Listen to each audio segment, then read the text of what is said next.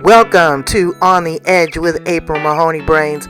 Here, this is the spot where the conversation is pointed, the guests are sharp, and the responses are never dull. Welcome home, Brains.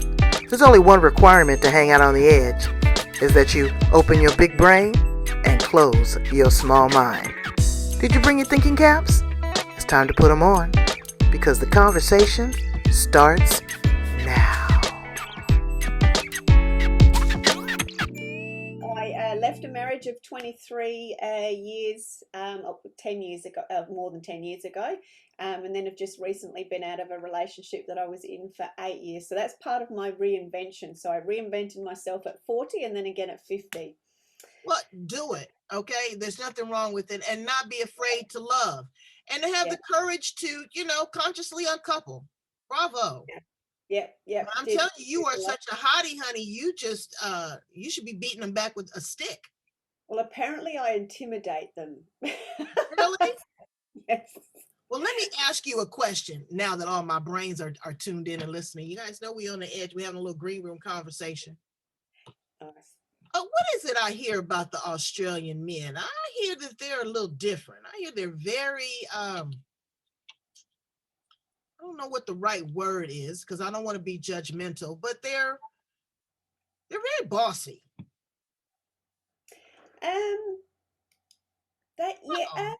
Some of them, yes, some of them are very bossy.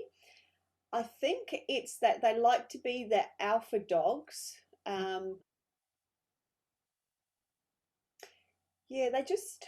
going to say they have high expectations. A typical scenario would be, I want you to do this. I want you to be the housewife, but I want you to take care of me. But I might not think that I need to take care of you. So that's sort of one lot. One-dimensional kind of thing. Yeah, but they struggle with that when somebody is the career woman or a business woman takes charge and get things done. They sort of tend to stand back, so they're sort of a bit they don't they don't ebb and flow quite as much. But I think as women too, we tend to stand very much like this and sort of do the well, we're doing that, after the We Too movement, Me Too, well, that's we, the Me Too movement in the United States, it really has put men on notice, okay? Yeah. We're not taking it anymore. No. We're not taking it anymore. We burned our bras a long time ago. But along those same lines, women have to be careful that they don't emasculate men. Yes. Because I love a strong man. I love taking care of, I don't mind having your dinner ready for you. I don't mind calling you baby, honey, sweetie, what you need. I don't mind that. I love that. And, when I need a warrior, a hunter, or a gatherer. But I've been married 36 years, and it has always been a mix. I've always been able to do whatever I wanted to do, and he's always been the provider. So, everybody doesn't have that. We got it all right here on the edge. A great candid conversation with my girlfriend down in South Australia. This is Sally Curtis Brains. Say hello. And I just love those red glasses. Red is your color. It speaks to you. And maybe that's what's a little intimidating too, is the red, because that speaks fire. It does, yes. And we have lots of fire, lots of energy, lots of fast pace. And I think that's what makes it a little bit difficult for them to work out, how can I run alongside with this girl, or do I have to get hold of her coattails and try and bring her back, or can I elevate her? And it's the root chakra, Yeah. So, they scared of the pea power. So, Brains, I love to have candid conversations, and Sally is open to that because a lot of people don't know her backstory. They know about all the fantastic things that she does when it comes to business, when it comes to customer service, when it comes to marketing, when it comes to pivoting. But who is this woman, and where did it all begin, and what is she deciding to do now? And that's what we're going to talk about, a great human interest story. Because, see, that's what's selling, Brains. It's not the 6-figure income. Folks is trying to get to the next 6 weeks. It's not your book. It's not being an entrepreneur. It's being heart-centered. Mm. Okay. It is about emotional intelligence and building relationship capital. Mm. That's where it is. And then, and good customer service. Mm. And then beyond that, it's all gravy. Wouldn't you agree, Sally? Absolutely. I think we've all got sick and tired of the rant, the rave, and the rah rah, and we just want to know it's all about who are you? Can I trust you? Can I play with you? Are you going to be around for the long term, or for as long as I need you to? Exactly. And that's any relationship. Are Yeah, you going to be there for me when I need you? Let's yeah. talk a little bit about customer service, because I pride myself on that. I have been taught by some of the world's best in customer Mm. service. And what people have to understand is service is only as good as the person that you are serving. Oh, You can't, you can't have it cookie cutter. Everybody doesn't need the same thing. And what I find most importantly is that people want to be heard. Yes. I think what gets me is like when I call a company and the first thing they say is, I'm sorry. No, you're not. You don't give a rat's poo. You don't care about what I'm saying, but you've been programmed to say that. So again, I don't discredit them because I know they've been programmed. But what I really like is for a person to actually hear what I said, repeat back what I said, and provide me with options. Come with a can-do attitude. I don't want what you can't do. I already know what you can't do. That's why I'm calling you. Yeah, so Hey, true. but come with a can-do attitude. What would your position be on that? I think one of the great positions I have around that is always being that problem solver. So, and I loved you hit the nail on the head with that, that can do attitude. So have that can do attitude. How can I solve your problem today? Please tell me in detail what the problem is. Hence, as you said, that's why somebody's ringing. So having that, yes, I'm prepared to listen, but yes, please tell me what's going on wrong, what's going wrong for you, so I can find a solution. But I think a lot of people, as you said, don't. They pre-program or overtrain their staff, and they almost overtrain that the problem solving out of them. Whereas if they said, empowered them with, in these sorts of circumstances, you can provide these range of solutions, it gives that person that's a natural problem solver the opportunity to listen and pick the best solution for somebody and feel empowered in their role to do so. Exactly. And empowerment also requires you to take charge Yes. and be accountable and responsible. Mm. Every single one of us makes a mistake. Yeah. Nobody is perfect. Mm. What the difference is ownership. Mm. Because I will make a mistake and I'll say, damn, I'm sorry, I did that. And really be sorry, and I won't do it again. Mm. And I'll take responsibility. I'll tell people, you know what? I'm late for an appointment. I own it. Mm. That just diffuses it. Correct. Yeah. Because they're saying, wow, they don't know what to do. A woman tried to get at me in the Walmart, tried to pick a fight with me. Oh, yeah, she did. Because I'm wearing my Black Lives Matter t-shirt. Mm. And she was feeling some kind of way. And Mm. she can feel any way that she wants to. Just don't get up in my face. Yeah. So she's talking real loud. She's talking real loud. And I turned around, I looked at her and I said, you are absolutely right. Mm. I agree with you 110%. I said, people that act like that shouldn't even be allowed in a Walmart. Mm. Yeah. I said, and if there's anything that I can do to support you, to make it better for you and easier for you, let me know. She went from the 12th floor down to the basement. Mm. Mm. So it's just about communication. Yeah. But people don't want to do that. They want to be angry. What do you say to that person that wants to be angry? How do you defuse that? Well, firstly, for listening, and one of my favorite lines that I find, like you, from an agreement perspective, is saying, oh, great, so it's this and it's this. So it's that recapping. So you're acknowledging, you're helping somebody feel heard, but it's also, is there anything else? To continue it, and that just brings them right down and helps you then have a proper conversation. Proper one. Now talk about proper conversations, because you are one negotiator. Yes, you are. I checked you out, girl. Now, don't think I don't go through and check out my guests. I just don't have sloppy seconds on the edge. Yeah, lovely. You have worked with joint ventures, Mm. and that is a lot of work to bring two figureheads, try to merge a company together, taking the perspective of the employees, what is going to benefit the company, the revenue, and then, walk away and be considered, a key negotiator.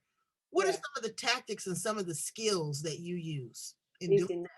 So just to clarify, from a company perspective, we're not talking great big huge mergers here. We're talking companies of individuals that own a company, generally in that sort of speaking consulting arena. So they've usually got small teams.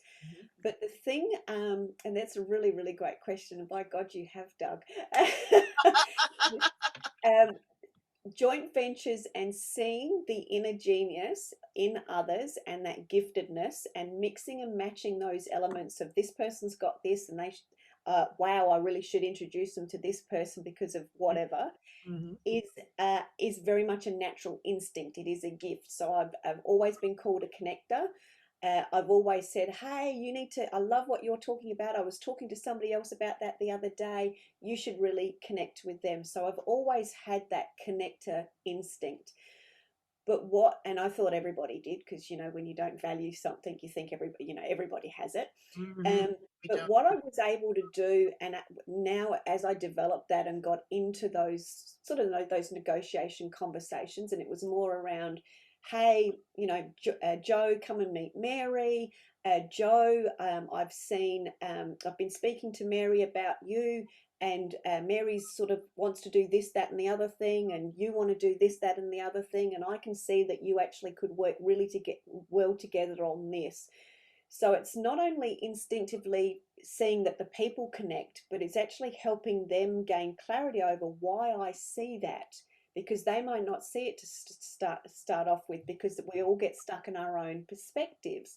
So you almost need that third person that's got fresh eyes that says, hey, did you know, let me acknowledge and empower you that these are your gifts. And did you know that this person's got those gifts, and together you could actually do this stuff, this sort of magic, and then helping them map that magic out. Well, you find the synergy, and I'm good at that too, because I'm a good listener, and I have connected, a lot of people. That's like my show. I'm not a sales funnel. I'm not a lead magnet. I'm not going to give you a bunch of emails, because number one, I want to make sure that it's reciprocal, that there's give and take. That's very important. I want to make sure that there's a kindred spirit. And then when you give me your information, that's proprietary. That's between you and I. And for me to farm you or sell you is disrespectful, So I look for that. But I tell you, one thing I am a master at is at networking. Baby, I can go into a room and I can clean it like a Swiffer. But there are certain key things, and I want to see if you agree with that it takes with networking. People will go on social media and they will tag you in everything. That's not networking, okay? Making a conversation with someone, doing a coffee chat, going in a venue and surveying the room, go from the buffet to the bathroom, to see who's in the room and really see who it is that you're looking for, because it could be 500 people and that's not who you want. You might want the top 5. Would you agree? Yeah, absolutely. One of my gold moments is always surveying the room to look for the wallflowers. Those ones that might be there for the first time. They're looking a little bit nervous. They're not sure about who's who in the zoo or who's in the room. But you can see that they've got something. They're there for a reason. And because they're holding back, they're not what I call one of those business card ninjas going with their business cards. They're there. They're wanting to make deeper, meaningful connections, but they're not quite sure, where to jump into, because there's often little clicks when you go to big networking groups. So I actually like sort of standing in my own little corner. after I've done the hostessing things or whatever I need to do, standing in my own little corner and just sort of watching, and then going over and bringing either a couple of wallflowers together and introducing them, or getting them to introduce themselves, or asking the question, you know, who are you here to Right. meet? What would benefit you and your business? Can I introduce you to somebody? Tell me a little bit more about what you're looking for, and then I can go and play the mix and matching game often in those cases as well. And let's talk about that business card ninja. That's cute, because they are. You know what? But collecting the business card is key. Number one, you're going to look at the card. You're going to read back the person's name. And then I always put a number on mine. 1, 2, or 3. You know, 1 is priority. You have to follow up.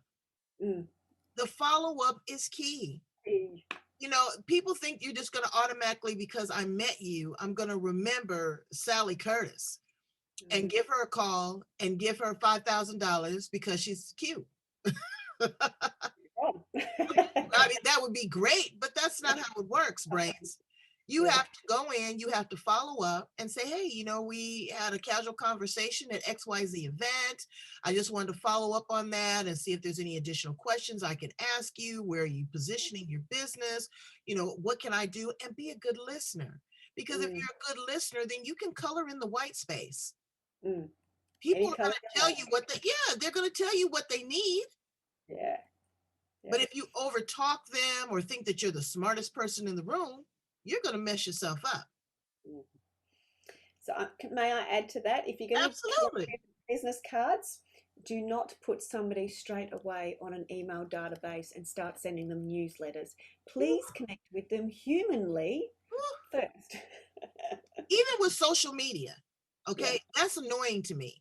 I will reach out to you, and Brains, I have no embarrassment about that, because many of you have gotten an email from me in Messenger. And loved it. Thank you. I invite you to a conversation. Nothing is automatic. Nothing is guaranteed. And if you are interested, you will respond. If you are not interested, I let you know, and I can pop in just like I could pop out just like I popped in. It's not personal. It's not personal. But to automatically assume that you know who this person is or what they're going to do. And another thing, I tell people all the time, I try to make the connection. I say, well, you know, I found you because you are associated with someone that I know, like mind, synergy, blah, blah, blah. Do you know this person? Sally, they don't know. They don't know 1/3 of the people that they have 5,000 links to. And they have an arsenal. They have everything they need right there. The business contacts, the new money, the marketing, the everything right there. They don't even know. They're just clicking on them because someone wants to allegedly be your friend. They're not your friends, Brains. You don't know these people. No, and I would love, because one of my speaking topics is networking, and I'm going to have a soapbox moment. Both hands are going now. Both hands are going. Got them, ninja. Get them going. Is that people do not understand the opportunities that are sitting in their existing network. We're so habitually trained to go out and get new. But if you had just 10% out of your 5,000 connections, that you actually had a strong relationship, you've got every opportunity there to solve any problem with somebody that's been there and done it experience. You've got every opportunity for people to help you open doors to new markets or to new connections, and you've got people there that you could collaborate with. That's right. Sitting in your network, you're only ever one connection away from somebody that you really need or would make a significant difference to you or to your business or you to theirs. That's right. I believe in 6 degrees of separation. Absolutely. Absolutely. And they're casting this wide net trying to get a big fish, and you're catching the sardines. You know? And it's so important that you know who is in your circle of influence. Yes. You know, these people can really make a difference. You know, and I tell people all the time, I say, okay, look, I'm gonna throw you a bone. Okay, this is already a warm lead, it's smoking hot. All you gotta do is make the phone call. They don't make the phone call. They'll come on the edge, they'll do a great interview, they'll have 4 or 5 people, because I follow up on who's liking who. Mm. And they won't do anything. I've had Ellen DeGeneres producers liking stuff. People never go in. I've had people that have venture capitalists. I've had authors. I've had reviewers liking people's stuff. So it doesn't have to be 20 or 30 people with these little likes. It could be one or two. It's like the lottery. All you need is one good set of 6 numbers for $1 and be a millionaire, right? Yeah. Yeah, it's all in the follow up, but it's the follow up of relationships, That's of right. connection. Yeah, And not absolutely. having an expectation Yes, and being able to accept a no. Sometimes people say no they for do. whatever reason. They can't afford it. They're not interested. They don't like you. Mm. And it's okay. Yeah, and I one of the things I often say to clients when they're getting started is, especially if they're doing lead generation or we're putting different strategies together, it's it's not about your timing. You might have a program to sell, or you might have something that your goals to achieve, but you've got to have enough honest, open conversations with enough people, because it's never about your timing, sweethearts. It's always and only ever about the timing that suits them. Are they ready? That's Is right. the timing right for them? It's not your timing. I made a post today is that being persistent is not begging. No. You give a person one hit, you follow up, give them 6 months follow up again. And then if they don't respond, they're not interested, move on. There's billions of people on this planet, Mm, and so what you want in your network and in your circle of influence and doing business with you is people that have a vested interest, mm, people that are going to share your information, that are mm, going to connect you, that are going to invest with you, that are going mm. to share, your videos. I don't know why people get so crunchy about that. What is the problem with hitting share? It doesn't cost you anything. And they get so upset with these social media platforms. One woman told me, well, Facebook is so rude because they only allow 5,000. Excuse me? You're not paying a dime, missus. Yeah, yeah, So you need to work it as like a modern day white pages. Okay. yeah, I don't know. Do you have the white pages? Did you have the white pages down there in Australia? yeah. Yeah, we You know, do. We used to. Yeah, I know what you mean. and go through it and really see who's of value. And if those people are not of value, that's okay. Release them to make space for someone else. Would you agree? Yeah, absolutely. And you've hit the nail on the head there. Is letting go, release, decluttering. Yes. Love it. Love it, love it, love it. Yes. Because we know how many opportunities that creates. Ladies, you get rid of stuff out of your wardrobe and you find a whole new fabulous stuff. You make space in your wardrobe for a man to come into your life, and a man will come into your life. If you've got no space, nothing can happen. No. And that goes with being very philanthropic. Because if Mm, you live your life with a closed fist, you cannot give nor can you receive. Steve, yeah, you know beautiful. but when you open your hand, you're fluid. You see that? You live in Mm, abundance. It's mm, constantly flowing. mm, And so people really need to take that into consideration. Now correct. let's have some fun.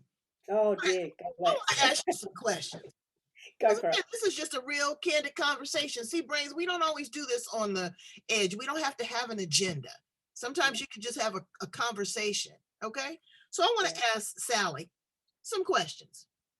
Tell me 3 things that you absolutely cannot live without. Ooh, chocolate, but not in excess. I just like to have two squares every now and then. I don't do the binge chocolate. Do you do the dark chocolate or the milk chocolate or the white chocolate? A bit of everything. I like variety. Oh, Yeah, now. yeah, yeah, yeah. Always about the variety and the mixing it up. I can absolutely not do without movies. I absolutely love romantic movies and the overcoming and conquering all movies. So I'm an absolute movie buff. I think if I had to give that up, that would just be not pleasant. I could give up books, but I definitely couldn't give up movies. And nature is very important for me. So either getting my hands dirty digging in the garden or walking in nature. just Well, admiring what it's around the admiration of, oh my God, look, how that flower that's a weeds come up through the ground, through those rocks, and how it's all around that achievement and the glory of what nature can show us as humans. exactly. Well, Mm, that's pouring organically, and that's what I mm, like to do. I want to pour organically and see what grows from that. mm. If you were an animal, what animal would you be and why? Oh, definitely a ferret without doubt. Oh, Yeah, so why? I'll explain that if I may. Yes. So I had haven't got pet ferrets now, but I've had pet ferrets, and they came into my life after being very, very, very, very, very serious and very competitive when I was in the horse industry as well as the full-on sales rep industry. So very, very uptight, very serious, very ah. And my marriage was a bit at the time too. And I sold all of that and I got a pet ferret. And I discovered through ferrets that they are optimists. They're continually joyous. They're naughty. They're loyal to a fault. They're cheeky. But what I love most is they celebrate their excitement. So if they do something, they do a ferret war dance where they go, and you've all seen the videos. So I love their joyous, naughty spirit. So um, I would say that I'm when I'm in my flow, I'm in that space. But when I'm sort of doing business development or helping somebody get strategic, we're going down a rabbit warren like a ferret would, or we'd be seeking out adventure because they're always off adventuring. And that's what I love about them most, their joyousness and their adventurous spirit. Well, if I was an animal, you know which animal I would be? You did tell me, but I've forgotten. I'm A very party sorry. animal. A party animal. That would Lovely. be fun. No, actually, I think I would be an elephant. Yeah. I'd be an elephant because they are big, they are strong, they are powerful, but they are gentle. They Yeah. never forget. They're Matriarchal. very kind. They're very helpful. I just love elephants. I love elephants. Big family. Family Exactly. as well. Very What is your family. favorite color? Oh, I don't know, but I think it might be red. Red. Why? Yeah. I've always been attracted to the strength and power of red, and I used to wear lots and lots of red jackets. In fact, if I didn't wear a red jacket, people didn't see me at events. But so I have lots of red around the house, as you can see. And that royal deep purple would be my next favorite color. But I find a lot of warmth and strength from red. It makes me feel good. Um,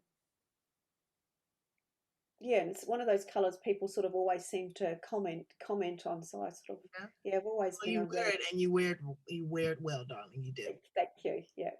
Out of all the careers in the world, if you weren't doing what you were doing, what would you be doing?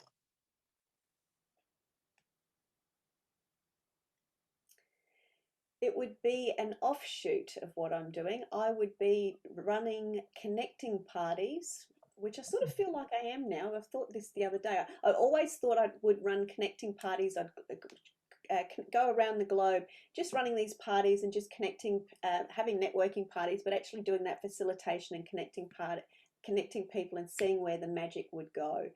So if I wasn't doing what I'm doing now, I would be completely and totally doing that. Mm. I would be just taking people on adventures, discovering all of the great things that we've got around the globe, but making sure the right people are in the room and they've made the right connections and that they're like-minded and they're collaborative. So I would be doing that on steroids, we would say. Okay. Well, that sounds like you're very adventurous Yes. on many levels. Um, what has this isolation and COVID-19 taught you, and how has it made you a better human being? Great question. So for me, COVID has done nothing but create opportunities for me. And one of the things that I learnt most is I actually went back to networking differently, more consistently. So let me explain that. Pre-COVID, I used to I run networking events locally at a very, very local level on a monthly basis. And the reason I was doing local events was the offshoot of when my son was younger, and it was easier to stay in the state and be there when he needed me for schooling, etc. Whereas prior to that, I'd had a more of a national presence, and I was sort of interstate a lot prior to that with the work that I was doing in the businesses that I had. So COVID enabled me to be on calls like this with my tracksuit pants still on.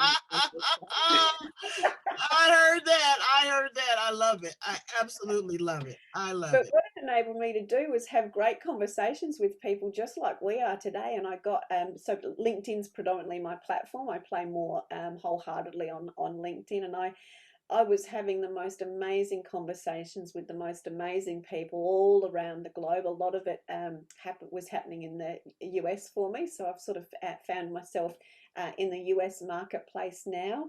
And really noticed the difference with the difference between networking in the US and the networking in Australia, which I've been sharing some of the insights here locally. You just do it so much better than and much more purposeful than what we do. So COVID's enabled me to connect to my global audience. It's enabled me to connect other people to other like-minded souls, and to sort of really demonstrate that, hey, we may be individuals, but we're a collective of individuals all around the place, and we're all very different, and we've all got great stuff to share with each other if we give each other the opportunities to do so. And the space. Allow people to, I tell people all the time, you're going to be on the edge. We can agree to disagree. You just can't show up disagreeable. Yeah, nice. I just don't have the energy for that. Yeah. So, what would you tell a 20-year-old Sally A. Curtis about life? Very deep question. So my response to that would be, understand yourself in the most intimate, deep ways that you can. So get to know yourself. My greatest mistake has been not understanding myself soon enough. So I was very busy studying strategy. So it comes back to know yourself 95% of the time, and maybe study strategies 5% of the time. Because if you know who you are, what you want to, who you want to show up as, who you're becoming, what you're great at, what you're naturally talented at, it enables you to help more people and get a lot more joy a lot faster. So my big tip for Sally at 20 would have been, go and study yourself better. Not necessarily study externally all those things that you think you need, that are missing from your life. Get to know what you actually have inside versus what you think is missing. Okay. And my last question. When you depart this earth and you meet your maker, what would you say was one of your greatest accomplishments that you should be, commended for on planet Earth? Yeah. For me, that would be my relationship both with my son Rory and particularly with my ex-husband Andrew. So we were together for 23 years. It took us 5 years to go through the divorce process. We weren't very good at communicating. That was why we split up in the first place. I'll take a lot of that, the ownership on that as well. But we have, Andrew and I have the most great relationship. We speak probably a couple of times a week. Our son, who's grown up between two homes and has got an extended family and has had an extended family on my side at different times as well, has grown up with such strength and balance, and has even said to me, I really did have the best of both worlds, because I had you as a single mum when you were partnered, but I also had an extended family over here, and I've got to see where it was bad and where it's become good, and the reasons why, which is a pretty deep thing he's now 17 to say, and he would have said that when he was around sort of 15 or 16. So that level of openness and communication between my son and even to 2 degrees with my ex-husband. Well, it speaks volumes for the woman you are in red. Thank you. You are happy, you are chipper, you are a networker, you are a connector. I couldn't see it any other way. That you are willing to give of yourself and your time to make it better for someone else. We have a blended family as well, and we love each other. you know, but it takes a lot of work. Yeah. And it takes a lot of communication and understanding. And that is something that I see you have mastered. And I have enjoyed talking to you so much. I really do. I'm so glad to get to know you outside of just the business entity, but the woman that you are and the woman that you aspire to be and the young woman that you once were. Yes, absolutely. And still becoming. Absolutely. Yeah. Absolutely. Because it's not over till it's over. So, No, absolutely not. so Sally, tell my brains how to get in contact with you, you know, if you've got an offering or, you know, really what you're doing here in the US. I'm very popular, but all over the world because you're just a point and a click away. Yep. So best place to connect with me is on LinkedIn, and you can find me under Sally A. Curtis. One of the things I'm always open to have a great conversation with somebody just like April is one of the areas that we specialize in, and I'm really proud of the work that we which is me and my team and I do, is we do a lot of book content repurposing. So if you've written a recent book and you need some help getting some creating content, we can turn a book into at least 200 or 300 graphic tiles for you. So you've got some visibility, credibility, and profitability is increasing online. So that's the work that we really love doing, because it takes people away from being stuck behind their computer or fatigued, gives them back to their families, and lets us do the creative work that we love to do. Well, creativity is definitely in your blood. Yeah, Right. absolutely. This is where you are. You are here on the edge, the place where the conversation is pointed, the guests are sharp, and the responses are never dull. And I thank you so much for being so open and honest and fun and candid. That's what I love to do. That's my forte. And brains, go back and listen to other edgy conversations. I got over 800, close to 900 of all kinds of stuff. And we are looking forward to this year of 2021. We're looking forward to healing from COVID-19 and being better people, being better parents, and getting back out and networking. Because I'm telling you, we sure miss that in the United States. Yeah. Now we are all in lockdown for real. Okay. Yeah. So again, this is the place to be. Thank you so much, Sally Curtis. Thank you so much. It's been an absolute pleasure. I've loved every minute of it. I adore you.